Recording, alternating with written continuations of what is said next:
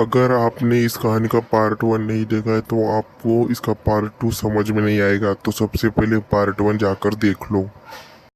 और जब सुबह हुई, राणा सा देव को आवाज लगाते हुए बोले, देव, उठ जाओ, सुबह हो गई है। हाँ, सुबह हो गई तो मम्मी मम्मी से मिल सकते हैं ना अब? आओ मेरे साथ, तुम्हें तुम्हारी मम्मी से मिलाता हूँ। लेकिन जैसे ही दोनों कमरे के बाहर आए, वहां कोई नहीं था। हाँ, मम्मी कहाँ गई? मैंने कहा था ना कि वो तुम्हारी मम्मी नहीं थी। पापा, वो मम्मी जैसे ही बात कर रही थी। बेटा, मैंने समझाया था ना तुम्हें, पर्दे लगाने के पीछे की सबसे बड़ी वजह यही है कि हम उन्हें देख ना पाए, उनकी बातों में ना आ पाए। जैसे कल तुम आ गए। पर वो बोल रही थी कि वो मरी नहीं है, जिंदा है। अगर वो मर गई है तो यहाँ कैसे आ गई? एक काम करो, मेरे साथ आओ। हाँ, कहाँ पापा? बस चलो मेरे साथ, तुम्हें कुछ दिखाना है। तो उसके बाद वो दोनों गांव के लगभग बाहर चले आए और वहां पहुंचते ही देव बोला, पापा, हम लोग यहाँ क्यों चले आए? बताता हूँ, पर पहले आस पास देखकर ये बताओ कि यहाँ क्या दिख रहा है तुम्हें? यहाँ तो कुछ भी नहीं है।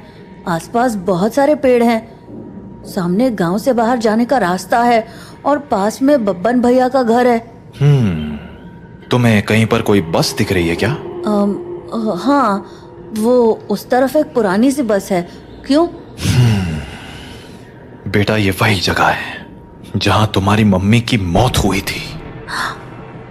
हाँ, उस दिन हमें शहर से लौटने में देरी हो गई थी और गांव पहुंचते पहुंचते सुबह के 4 बज गए। सूरज निकलने में थोड़ा वक्त था तो गांव के सभी घरों की खिड़की दरवाजे बंद ही थे।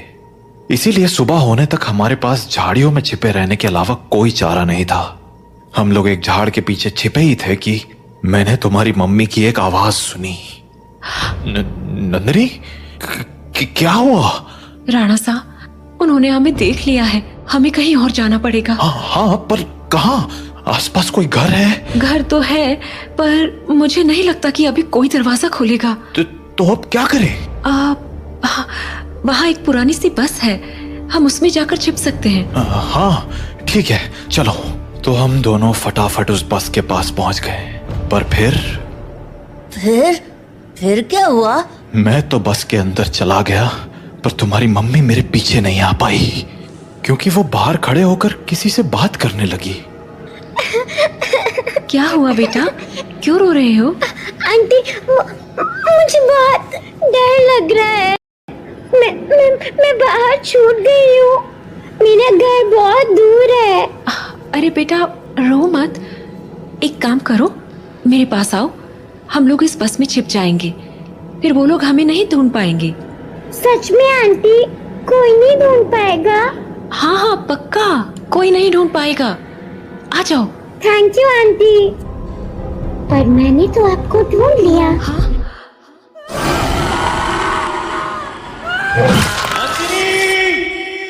मैं नंदिनी को बचाने के लिए बस के बाहर जाने लगा, पर तब तक बहुत देर हो चुकी थी। बस को उन लोगों ने चारों तरफ से घेर लिया था। हेलो अंकल, बाहर आओ ना, खेलो हमारे साथ।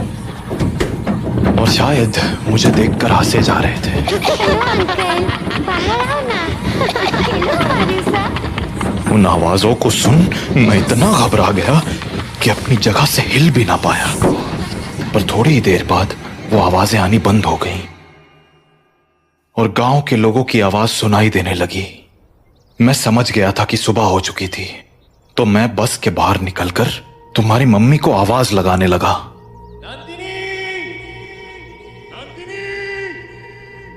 पर वहां अब कोई नहीं था। मैं कई दिनों तक उसके लौटने का इंतजार करता रहा, पर वो नहीं लौटी। फिर जब गांव वालों ने मुझे बताया कि रात 7 बजे के बाद उन बाशिंदों के साथ नंदिनी भी शिकार पर आती है, तो मुझे इस गांव का एक गहरा राज समझ आया। तो राणा सा को ऐसा तो क्या गहरा राज समझ आया उस गांव का, वह देखेंगे हम पार्ट 3 में।